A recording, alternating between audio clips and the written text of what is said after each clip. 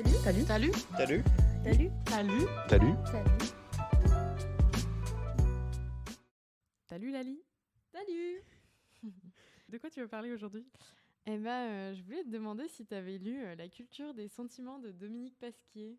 Non, j'ai dû lire des articles de Pasquier, mais la culture des sentiments, non. Eh bien, tu passes à côté d'une grande œuvre de la littérature Ah, c'est sociologique. vrai. Faut que j'arrête d'être si ironique. Non, mais en vrai, c'est quelque chose. C'est quelque chose. Est-ce que tu connais un peu Dominique Pasquier? Oh bah, vu qu'on en parle, j'imagine que c'est une chercheuse dans les sciences de la communication, quoi. Exactement, ce n'est pas une funambuliste. Ok, dommage. Et oui, peut-être pendant son temps libre, on ne sait pas. Peut-être. Mais elle est née en 1952, le 26 décembre. Oh, Eh joyeux anniversaire en retard. Joyeux anniversaire, Pasquier. Dom.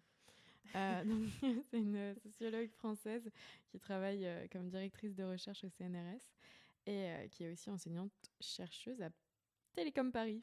Voilà. C'est incroyable.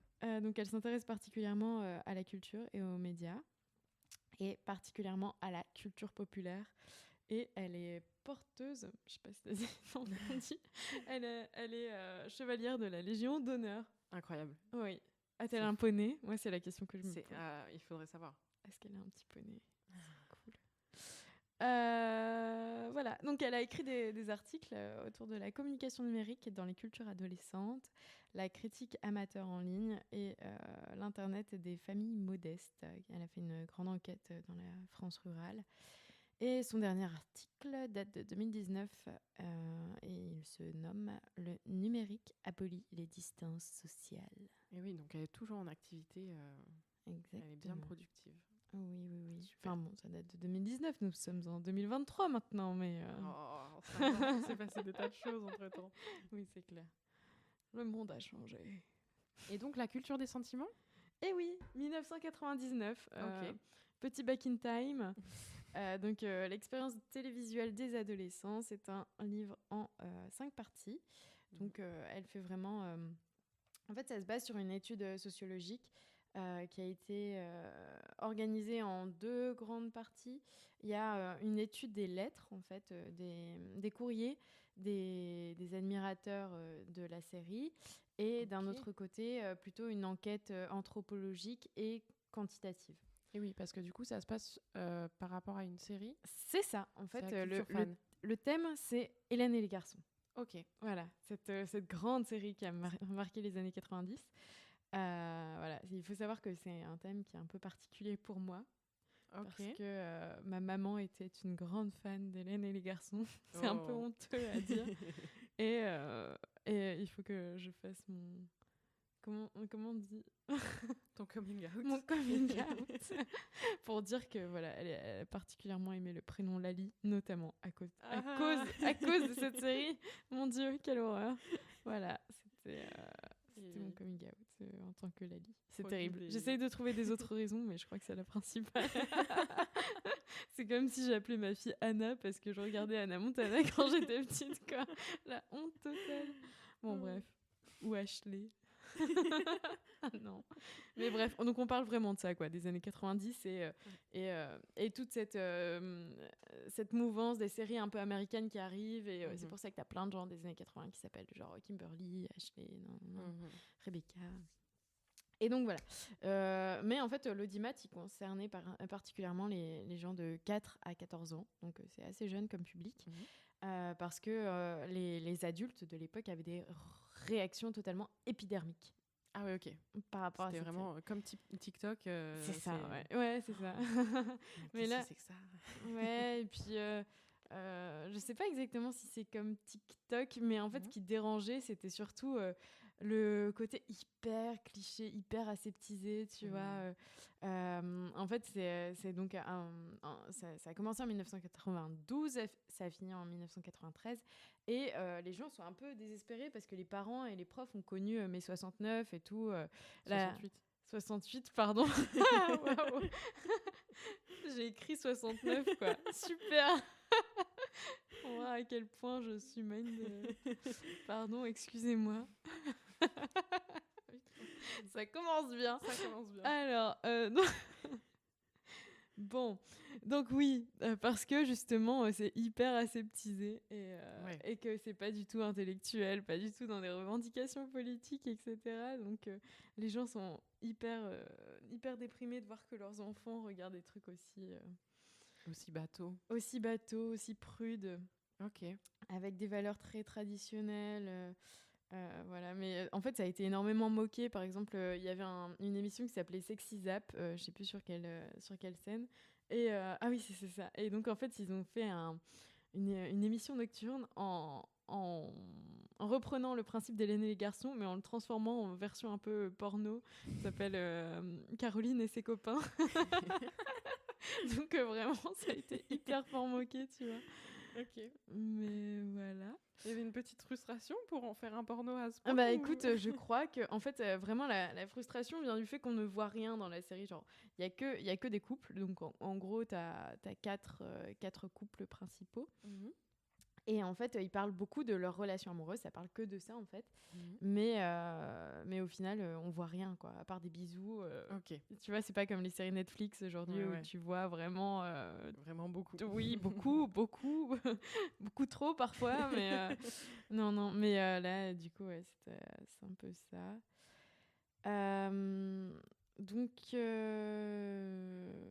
Mais donc du coup, enfin, tout le monde crachait dessus, sauf les enfants ou les jeunes adolescents. oui, parce qu'en fait, ils aimaient bien ce côté. Bah, je pense qu'on a tous un peu notre période dans ces âges-là où on est un peu rose bonbon, etc. Et donc, en fait, t'as enfin, en gros, Dominique Pastier, du coup, a analysé 7000 courriers de l'Europe entière qui ont été envoyés à Hélène et à toute la production en fait, d'Hélène et les garçons. Donc c'est vraiment énorme. Encore des courriers Ouais, c'est ça. de manière complètement folle. Oui, maintenant on envoie des messages sur Instagram, mais là c'était vraiment... ils envoyaient des courriers, et puis avec des dessins, des trucs, et c'est assez drôle parce que dans le livre, elle montre vraiment les images, tu vois. T'as à chaque fois... vraiment les écritures des enfants avec les photos, les trucs, tu vois. Ah ouais. C'est vraiment les petits cœurs et ouais, tout. les petits cœurs, les dessins, les trucs. Donc c'est hyper vivant à lire, tu vois, comme livre. Ok, cool. C'est trop mignon. Genre là, il y en a un, c'est Lali, tu es ma meilleure amie. Donc ouais, vraiment, c'est assez fort. Et puis en fait, tu vois que les enfants, ils se mouillent vraiment dans les lettres et tout. Ils se présentent vraiment, ils expliquent toute leur vie. Ils sont vraiment... ils leur parlent de leurs problèmes personnels, de leurs relations avec les garçons, de leurs relations avec leurs meilleurs amis et tout. Donc, il y a vraiment un truc où on se livre, en fait, à travers ça. Il y a vraiment c'est super intime, c'est terrible. C'est hyper intime. Et surtout, le plus terrible, c'est qu'il n'y a personne qui les lit. Ouais. À part Dominique Pasquier. Oui, voilà, c'est ça, mais qui n'est pas destinée à les lire à la base. Et c'est assez terrible parce que, du coup, comment elle fait ça ? En fait, elle s'infiltre dans la boîte de production AB Productions, qui au départ refuse totalement le fait qu'elle vienne s'introduire dans la boîte de prod pour lire les courriers. C'est hyper intrusif, quoi. La meuf, je sais pas comment elle a réussi à convaincre les gens, mais au bout d'un moment, en fait, elle a réussi à convaincre et puis elle passait une fois par semaine. Au départ, elle faisait toutes les lectures dans la boîte de production et donc elle lisait tout ça. Puis au fur et à mesure, elle a réussi à ramener les lettres chez elle pour pouvoir les passer à la boîte de prod une fois par semaine, récupérer les lettres et puis les analyser chez elle, etc. Mais donc, il y a vraiment un truc où... c'est assez marrant quoi comme méthode de... Enfin, ça devait être hyper... tu sais, quand tu t'ouvres Enfin, je sais pas, t'ouvres une lettre, et là, en plus, c'est une lettre qui t'est pas destinée. Puis elle avait un regard assez objectif, du coup. Ça devait être vraiment chouette comme étude à faire. Je pense que c'est vraiment une forme assez chouette. Et donc, en plus de ça, elle a fait des questionnaires qu'elle a délivrés auprès de collégiens et de lycéens de région parisienne. Donc, à peu près 700 pour connaître en fait leur avis sur la série. Et voilà. Et donc, mais du coup, ça, si on pose la question aux gens, alors que c'est un truc qui n'est pas hyper bien vu, ils répondent quand même un peu honnêtement. Ils répondent. En fait, ce qui est intéressant, c'est qu'elle prend en compte le fait qu'ils ne répondent pas honnêtement, tu vois. Le fait qu'il y ait un peu de déni ou du mépris. Et on ne sait pas vraiment ce qu'ils pensent. Mais en fait, ce qui est intéressant, c'est qu'est-ce qu'ils donnent à voir de ce qu'ils pensent. Donc, peut-être que si elle avait fait une psychanalyse aux 700 élèves, peut-être qu'elle aurait compris qu'en fait, ils aimaient un petit peu plus. Mais en fait, on comprend plus tard dans le livre que ces réactions de rejet, en fait, elles ont une raison sociale de construction sociale en fait à cet âge-là. Donc par exemple, les garçons, ils vont être très forts dans le rejet, à dire oui, c'est pour les filles, nous on regarde pas ça et tout. Et en fait, c'est parce que socialement, avoir un homme un jeune garçon qui s'intéresse à ses émotions, à l'amour et tout, en fait, c'est hyper rejeté en fait. Donc c'est une stratégie personnelle que de dire non, j'aime pas Hélène et les garçons pour être intégrée et pour ne pas passer pour un guignol, tu vois. Oui, puis c'est vrai que dans les années... il y a un petit peu un rejet du féminisme dans les années 80-90 où justement on renforce beaucoup les stéréotypes de genre. Donc j'imagine que les garçons doivent pas du tout aimer, et puis les filles, ça doit être mais tu regardes pas Hélène et les garçons, mais attends. Pas toutes les filles non plus, parce que en fait il y a vraiment une scission à partir du collège en fait. Vraiment à l'école primaire, c'est à limite la guerre, tu vois, pour avoir le dernier album, pour avoir parce qu'en fait t'as le monde d'Hélène et les garçons, et puis t'as tous les goodies autour, vraiment comme Hannah Montana en fait aujourd'hui, à l'époque de ma jeunesse. T'as vraiment ce truc qui se développe avec tous les magazines People sur sa vie et tout, sur tous les petits gossips. T'as comment t'habiller comme Hélène et les garçons, t'as tous les produits dérivés. J'avais vu un moment un gâteau d'anniversaire avec la tronche d'Hélène et les garçons dessus, tu vois. Incroyable. Vraiment le truc hyper glauque. et du coup en fait ça a pris une ampleur qui a totalement dépassé la série, quoi. Et donc elle parle aussi énormément de ça. Et en fait c'est ça qui crée l'expérience collective en fait. Ça crée vraiment un phénomène social. On parle pas juste de la série et du scénario et de comment l'histoire est écrite, les dialogues, etc., les endroits. On en parle, mais en fait elle fait vraiment sortir la série dans un contexte social et de comment ça va créer des relations en fait. Et comment ça va, tu vois, dans le contexte familial, comment ça va modifier les places par rapport au poste télé, etc. Tu vois, parce qu'en fait elle décrit vraiment tous les rapports de domination que ça peut révéler au sein d'un foyer. En plus de tout ça, de tout ce qui se passe au collège, quoi, ça arrive pas que entre jeunes, c'est tout le temps. C'est ça. En fait, ceux qui sont vraiment fans d'Hélène et les garçons, ils organisent un peu leur vie autour d'Hélène et les garçons. Ils en parlent à l'école, dès qu'ils rentrent à la maison, ils se mettent devant le truc, et puis après ils en parlent avec leur maman si elle est ok. Parce qu'en fait, t'as deux types de mamans. Face à Hélène et les garçons, t'as les mamans qui sont à fond et qui encouragent leurs enfants à regarder. Et t'as les mamans qui sont totalement réfractaires et assez féministes, tu vois, et qui sont totalement choquées de se dire mais pourquoi ma fille regarde ça, c'est pas possible, quoi. J'essaie de lui inculquer des valeurs, lui dire l'indépendance c'est bien, vas-y, tu t'en fous, tu peux être lesbienne si tu veux, tu peux trouve-toi une bonne carrière, fais des maths, tu vois, change des ampoules. Acte féministe de base. Et là, elle voit que leur fille, elle est juste en mode j'ai trop envie de me marier avec Nicolas, tu vois. Et je pense que ça doit être terrible en tant que mère. Et donc, il y a vraiment ces deux profils de maman. Tu as même des mamans qui écrivent des lettres à leur place de leur enfant pour envoyer à Hélène. Ah oui. Ah ouais. Ah ouais. Donc, c'est-à-dire qu'elles prennent la plume, elles disent « Oui, bonjour, je m'appelle Samantha, je suis la maman de Raphaël. Il est encore un peu trop petit pour vous écrire une lettre. Alors, je me permets... » Enfin, tu vois. Mon Dieu, c'est fou. Mais en plus, les jeunes mamans, tu vois, elles ont à peu près l'âge d'Hélène quand elles tournent la série, tu vois. Du coup... peut-être qu'elle-même, elle s'identifie un petit peu à Hélène, mais plus en tant que femme qu'en tant qu'Hélène. Parce qu'en fait, elle s'appelle... C'est un peu le truc bizarre dans la série, c'est que les acteurs portent les noms de leurs personnages. C'est ce qui me semblait. Les personnages portent les noms des acteurs. Et aujourd'hui, t'as les mystères de l'amour.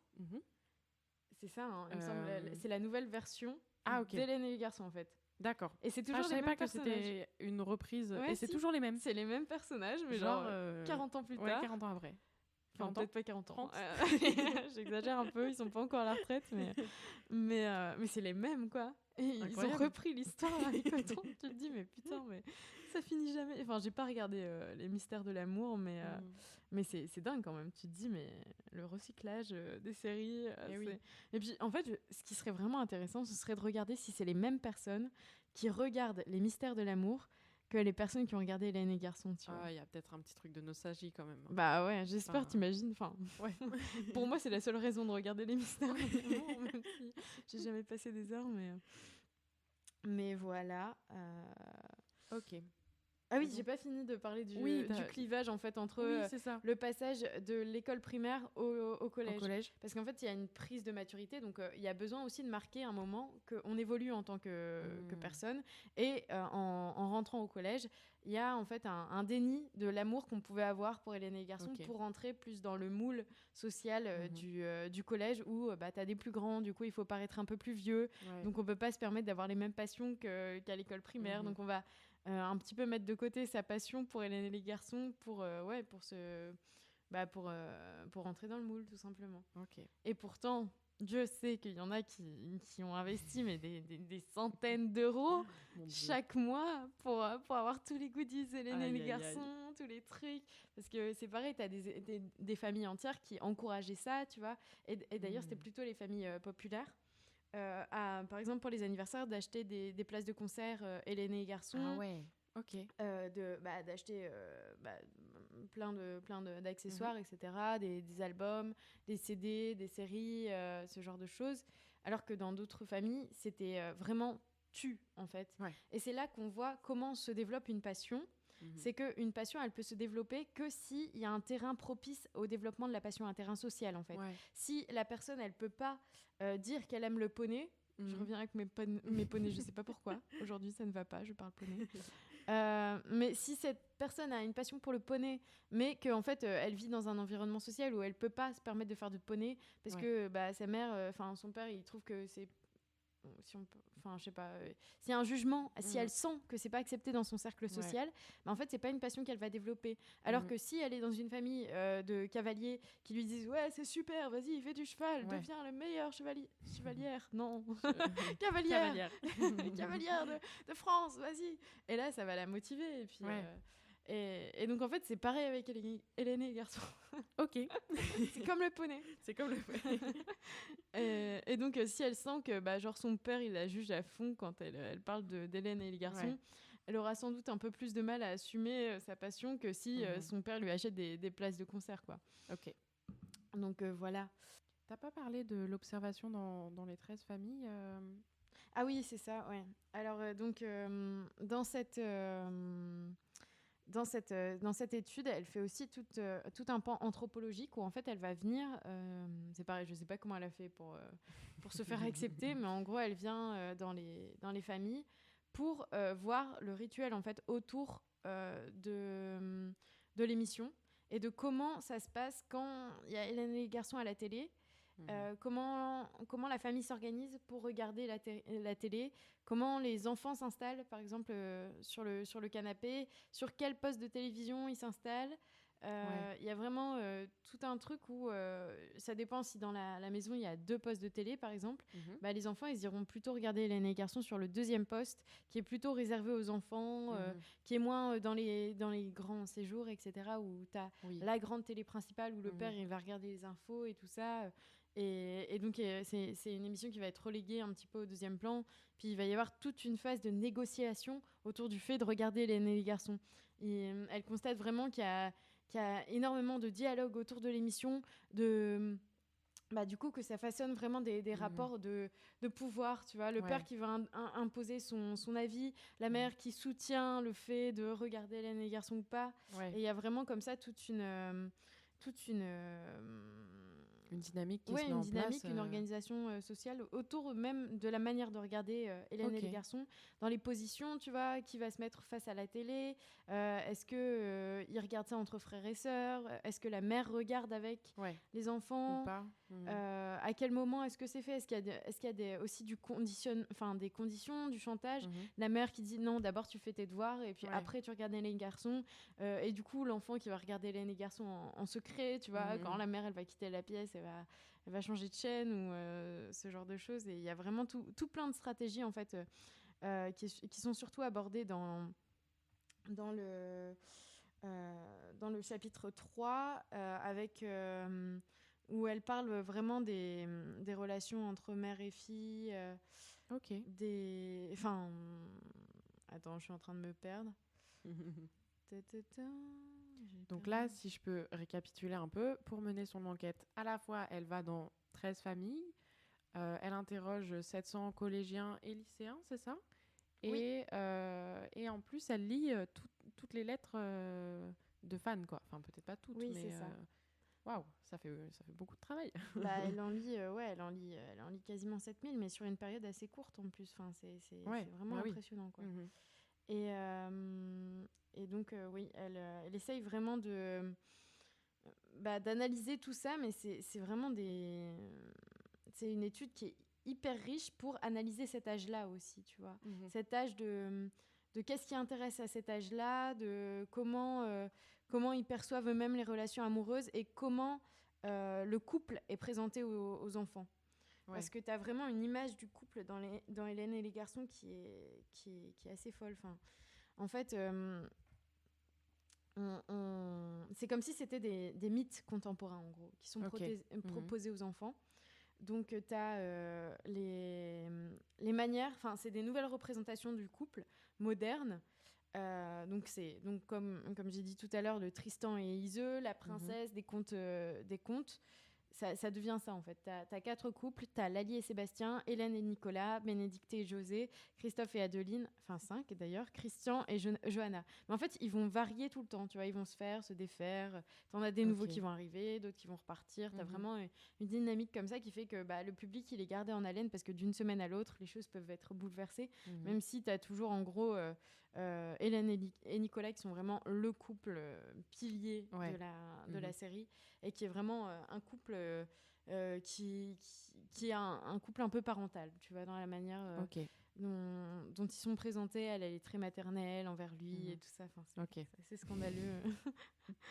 Tous les clichés qui sont abordés. Mais, et puis, c'est surtout aussi des projections. Enfin, il y a... le thème, c'est vraiment pas la séduction. Le thème, c'est comment garder son couple en vie, en fait. Ok. C'est, du coup, tu as toutes ces questions de jalousie, de polyamour, de séparation, de doute, de pardon, de rancœur, de dispute. Mais t'as pas vraiment de marivaudage. Enfin, il y a vraiment un but commun, c'est de garder son couple, quoi. Ouais, donc il y a vraiment une posture d'apprentissage quand on est face à ça, quoi. C'est parce ça, que j'imagine que... Ouais. Et par exemple, la séduction, tu vois, elle est vue comme oui, une manière de rentrer dans un couple, mais c'est la seule chose, tu vois. Enfin, ok, il y a plus de séduction après. Ouais, voilà, c'est ça. C'est la sexualité, enfin, n'existe pas vraiment. C'est juste un moment, oui, je suis attirée physiquement par cette personne, du coup, on se met ensemble, puis après, c'est bon, quoi. À moins qu'il y ait une autre personne qui arrive et cette personne-là me plaît aussi, du coup, ça remet en question le couple. Et notamment, moi, ce qui m'a pas mal choquée, c'est les critères de beauté chez la femme, par exemple, qui sont hyper revendiqués, tu vois.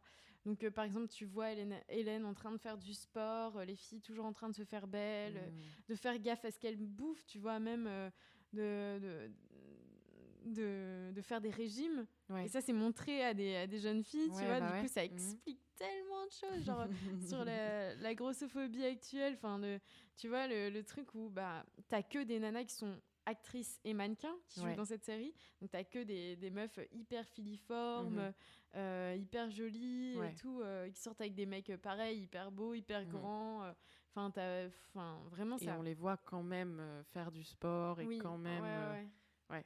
Et en fait, ce qui est marrant, c'est que les scénaristes, c'est que des hommes, en fait. Donc, t'es un peu en mode... Et puis, si, il y avait du féminisme, mais je sais pas s'il était autant appliqué dans les médias, on faisait moins attention, je pense, dans les modes d'écriture, à ce qu'on allait projeter sur les générations, sûrement. Ouais.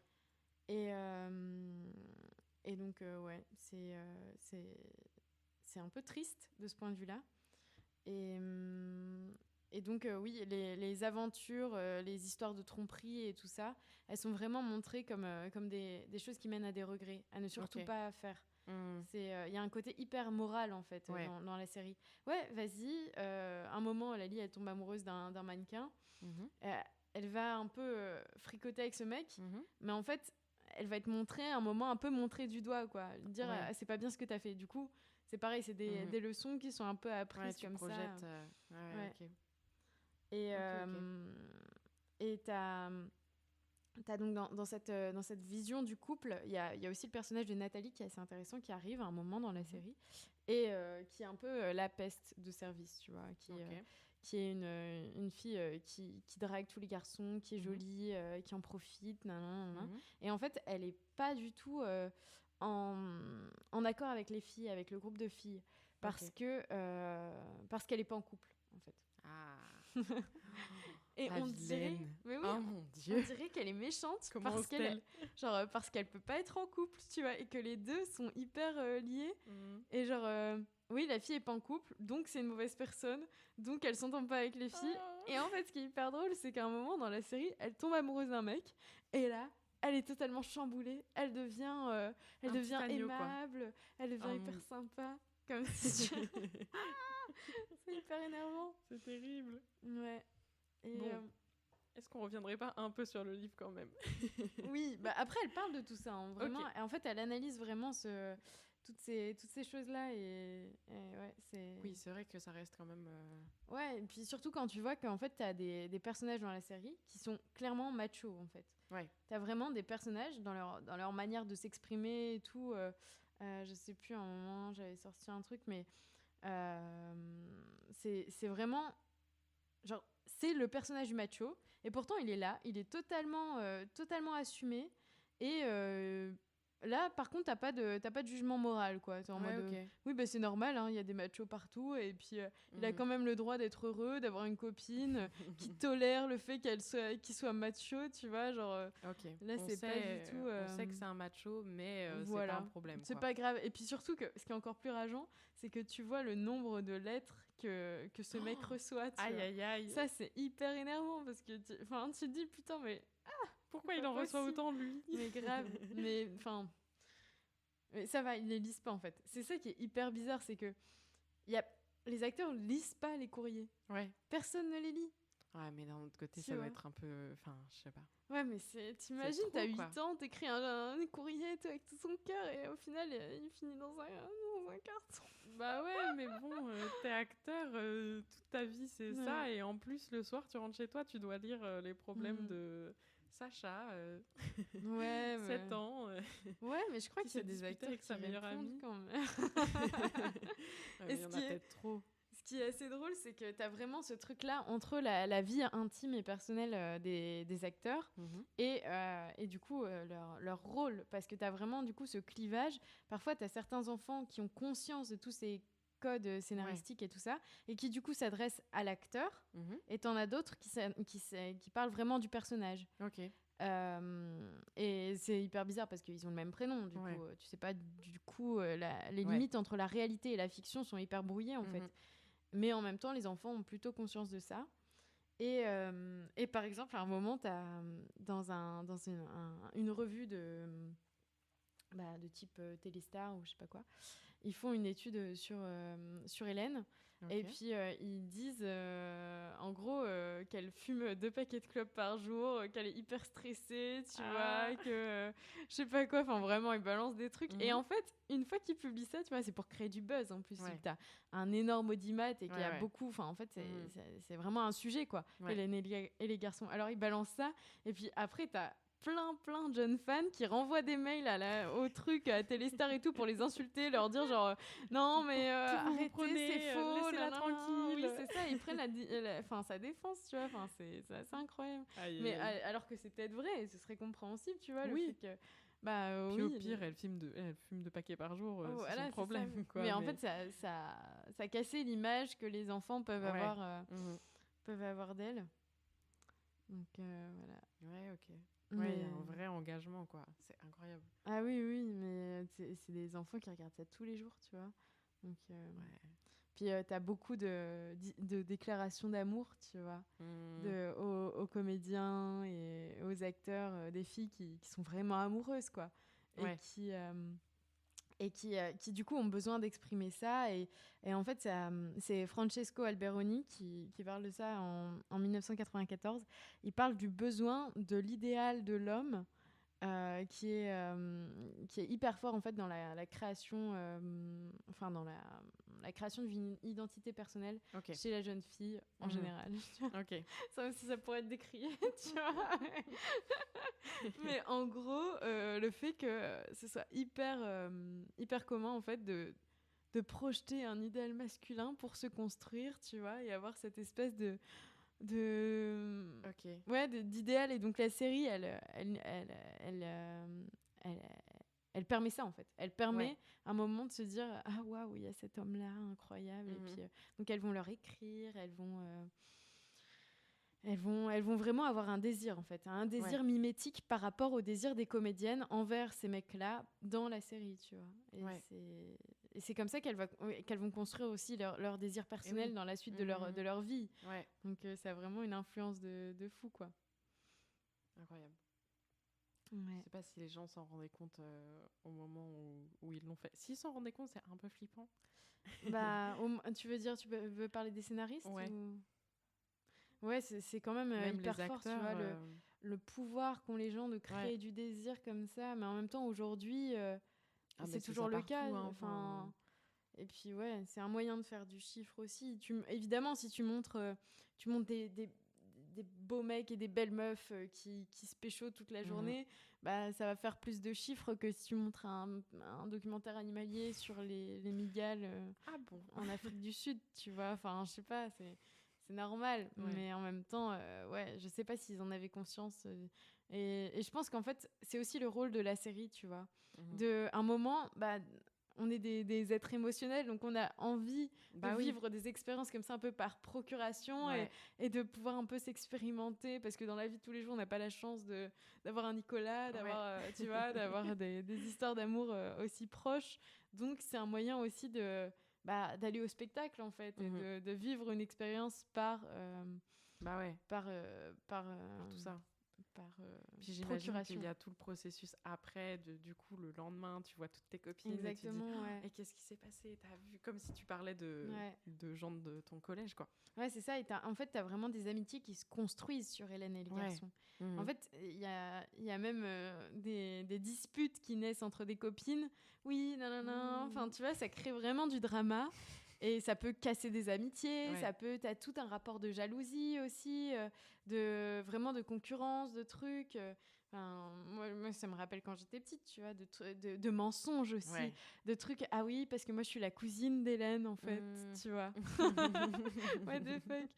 Ou alors, ah ouais, je l'ai vu passer dans la rue tout à l'heure. Enfin, tu vois, des trucs qui modifient totalement les enfants. Enfin, tu passes dans un autre... Mais voilà.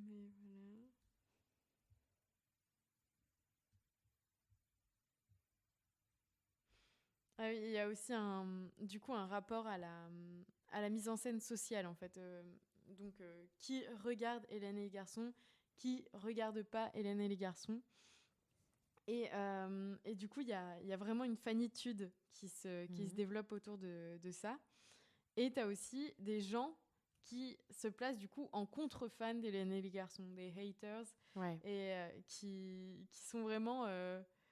qui rejettent vraiment Hélène et les garçons, mais en même temps, c'est comme s'ils le prenaient au second degré, tu vois. Et qui du coup trouvent... Enfin, il y a vraiment un passage du bouquin qui m'a fait me dire, mais what the fuck, les humains sont hyper bizarres. Mais t'as des gens qui sont contre Hélène et les garçons, mais qui regardent quotidiennement, tu vois. Et qui sont là, et qui en fait développent une contre-fanitude en parlant entre eux d'Hélène et les garçons, mais pour le critiquer, tu vois. En mode, non, mais c'est pas possible, t'as pas vu ce qui vient de se passer. Tu vois, c'est un peu comme la télé-réalité. Genre, moi, j'en fais partie des gens qui regardent la télé-réalité, mais pour se dire, mais putain, mais comment c'est possible? Pourquoi, tu vois, pas juste parce que tu kiffes au premier degré, mais pour te dire, mais c'est quoi ce bordel? Genre, c'est aberrant. Il y a des gens qui regardent ça tous les jours en aimant ça, mais pourquoi? Mais une fois que tu rentres dedans, il y a vraiment un truc. Et je pense qu'en fait, ça fait vraiment partie du processus de créer je sais pas, comme un canevas émotionnel, tu vois, quand t'es ado, quand t'es jeune ado, de vouloir voir vraiment le pire de ce qui peut se faire sentimentalement pour après te dire ok, voilà, okay, ça non. je peux me positionner par rapport à ça, et c'est ce dont Dominique Pasquier parle aussi, c'est que tu as un positionnement personnel par rapport à ces choses, de te confronter en fait à des situations hyper clichés et tout ça, pour se dire ok, moi je veux la même chose, moi je veux pas la même chose, et comment tu te positionnes par rapport à ça. Et en fait, ce qui garde l'ambiguïté par rapport à cette série, c'est que en fait les femmes dans la série ont toujours l'air de savoir ce qu'elles veulent et de choisir vraiment cette place, et de dire mais moi je suis libre, j'ai choisi d'être avec ce mec, alors qu'il me crache dessus, quoi. C'est le mec complètement macho et tout, mais c'est bon, c'est ça qui me plaît. Mais ils sont pas tous machos. Oui, mais bien sûr. Mais t'as vraiment un truc où à un moment t'as Hélène qui fait du crochet et tout pour Nicolas, elle est en mode oui, mais en même temps elles ont des études, tu vois, mais elles parlent pas de leurs études, elles parlent de leur mec. Mais en fait c'est vraiment un commitment, une décision totalement consentie, et elle préfère être heureuse en couple que triste en couple qu'heureuse seule.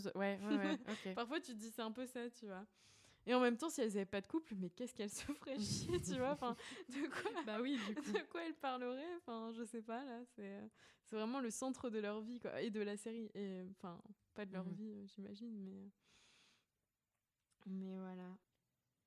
Et du coup, est-ce qu'on parle un petit peu des garçons, ou parce que eux, là tu parles beaucoup des filles et de leur positionnement dans le couple, et que sans ça elles seraient rien du tout. Pour les mecs, vu que c'est aussi pas hyper bien perçu pour les gars spectateurs, quel rôle ils ont, eux? Les garçons, c'est pareil en fait, sans leur fille, même si dans leur discours en fait à un moment ils peuvent paraître un peu de jouer les durs ou quoi que ce soit, mais en fait au final dès qu'il se passe quelque chose avec leurs copines, ils sont déprimés, ils parlent plus, ils partent jeter des cailloux au bord de la rivière, tu vois. Il y a quand même c'est quand même réciproque, heureusement. Ce serait terrible sinon, mais oui, c'est totalement réciproque. Sans elle, ils ne sont rien. Ok. Très bien. J'allais dire c'est beau, mais non. Vaut mieux que ce soit comme ça, quoi. oui, c'est bien si c'est réciproque. Ouais, c'est ça. Ok. En fait, elle se base aussi dans la partie 4. Elle parle beaucoup de la télévision et des dynamiques familiales, donc la télévision créée, en s'appuyant notamment sur les travaux de David Morley, qui parle des rapports à la télévision dans le cadre de foyers à Londres, et en fait des négociations que ça va créer entre les parents et les enfants, et de ce que ça va constituer comme rapport de force entre les maris et les femmes, le féminin et le masculin, autour du choix d'un programme, d'une pièce, de la pièce où ça va être regardé, de la place où s'asseoir, et donc oui, ça indique plein de rapports de pouvoir et de force autour de conflits et de compromis. Et selon lui, donc, les hommes ont le pouvoir et imposent leur choix la plupart du temps. Et donc, ils imposent des programmes plutôt masculins, qui prennent d'ailleurs plus de place à l'antenne, qui ont plus de temps d'antenne, en fait. Des programmes plutôt destinés aux hommes de manière un peu cliché. Voilà. Et en fait, c'est aussi un rapport aux tâches ménagères, parce que la femme, quand elle est à la maison, elle va avoir plutôt tendance à être reléguée vers des tâches ménagères, alors que l'homme a une plus grande disponibilité à se mettre devant la télé. Voilà, malheureusement, c'est comme ça que ça se passe. On aimerait que ça se passe autrement, mais il y a des études récentes qui montrent que ça reste ça reste quand même assez fort le cas, quoi. Aïe, aïe, aïe. Ouais. Bon. Ouais, on fera un épisode sur le sujet, peut-être. Je ne sais pas. Mais voilà. Donc, il faut quand même replacer les choses dans leur contexte, parce que David Morley, il fait son enquête dans certaines conditions. Mais on voit surtout que la télé, ça reste un facteur de discussion, en fait. Et un facteur de partage, et de la potentialité que ça crée un moment d'écoute partagée, et donc un moment de convivialité autour d'un écran et tout ça. Donc, ce qui est quand même important dans un noyau familial. Et il y a aussi David Buckingham qui parle plutôt, lui, d'enjeux identitaires, donc du rôle des parents en tant que profil éducatif, en fait, et de valeurs que le parent veut transmettre. Et donc, quelle part il va laisser à la télé dans l'éducation de son enfant et quelle part il va donner à son propre discours pour éduquer son enfant. Ouais, ok. Et donc, tu as vraiment un rapport comme ça, de trouver l'équilibre, en fait, entre le Ouais. divertissement et le fait de continuer à pouvoir imposer ses valeurs, etc. Mhm. Et après, on voit aussi que les rapports à la télé varient énormément en fonction du contexte social. Donc, par exemple, entre les populations les plus pauvres et les populations les plus riches, on a un décalage d'1 heure de consommation de télé dans les foyers. Donc, ce qui est quand même énorme sur une journée. Ouais, sur une journée. Ouais. Mhm. Donc, c'est quand même beaucoup. Et Olivier Schwartz, donc, il parle de la cérémonie télévisuelle. Ok. Donc, il va indiquer en fait que, par exemple, chez les cadres, ça varie vraiment d'un point de vue du milieu social. Mhm. Chez les cadres, on regarde la télé à certains moments, certains programmes qui vont être choisis. On mange sans elle. Ouais. Il y a un truc où elle est dans un autre lieu où on la voit moins. Il y a un salon qui est fermé. Ouais, c'est ça. Voilà, c'est vraiment, c'est plus, ok, c'est un divertissement, on va se mettre devant la télé. Alors que dans les milieux populaires, c'est plus, elle est allumée tout le temps, on mange devant, on fait tout devant. C'est vraiment, c'est un moyen d'être relié au monde, en fait. Ok. Et en général, on regarde la télé tous ensemble. On a 71% dans les milieux populaires où on regarde la télé tous ensemble et 55% dans les milieux les plus riches. Donc ça varie énormément aussi. Mhm. Et donc, oui, la télé, elle véhicule vraiment un ensemble d'interdits, de règles. Il y a tout un jeu de transgression et de pouvoir au sein d'un même foyer et une organisation différente des temps domestiques en fonction des foyers et leurs milieux sociaux. Ok. Mhm.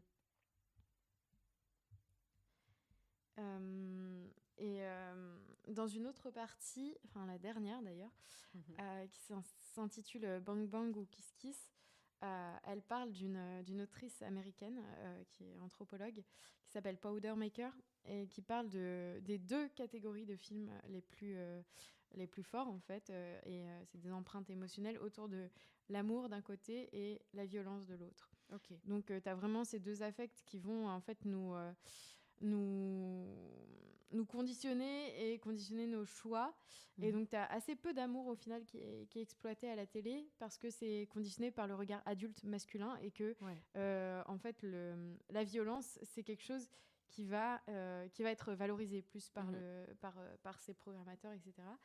Et en plus, du coup, l'émotion est beaucoup plus difficile à être verbalisée quand ça parle d'amour chez un public masculin que quand ça parle de violence. Tu as beaucoup plus une facilité à parler d'un match de catch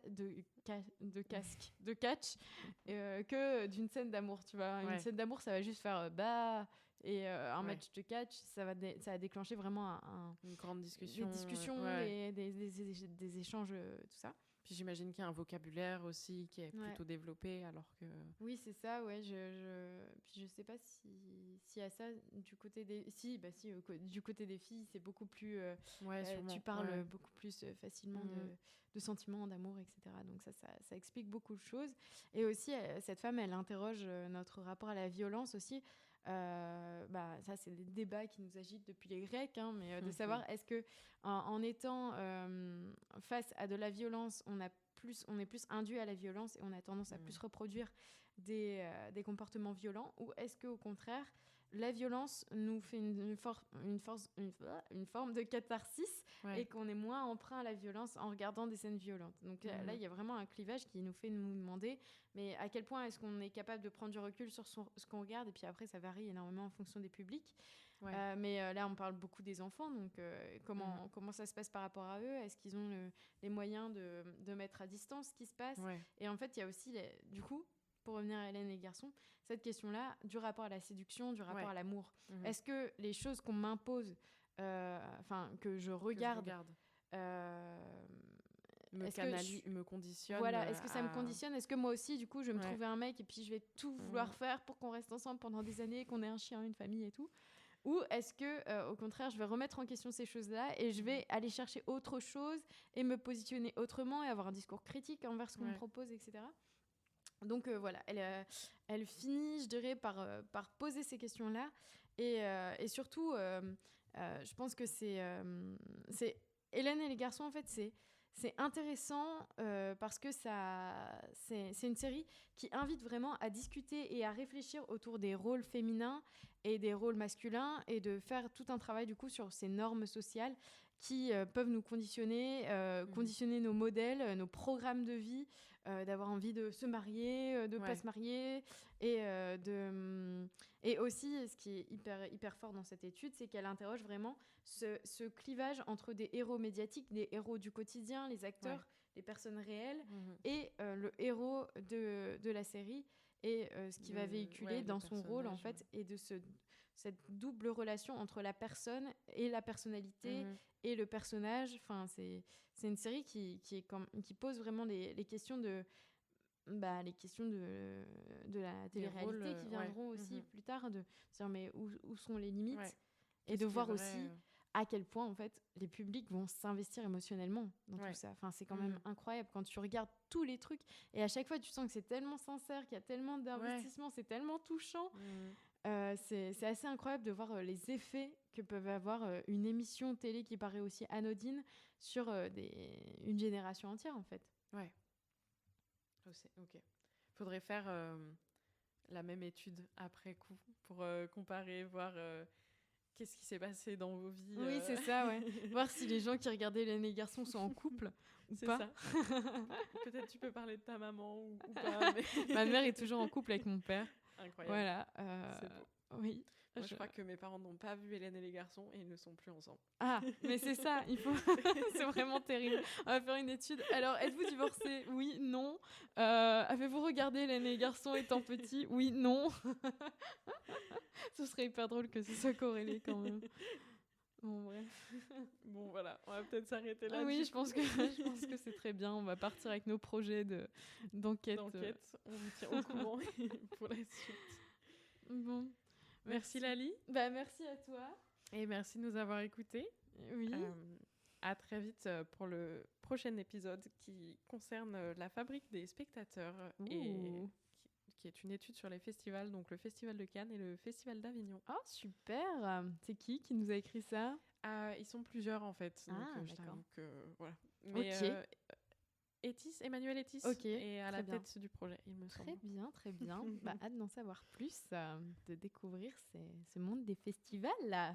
Et oui. Super. Bon, à la semaine prochaine alors. Oui, à très vite. À très vite.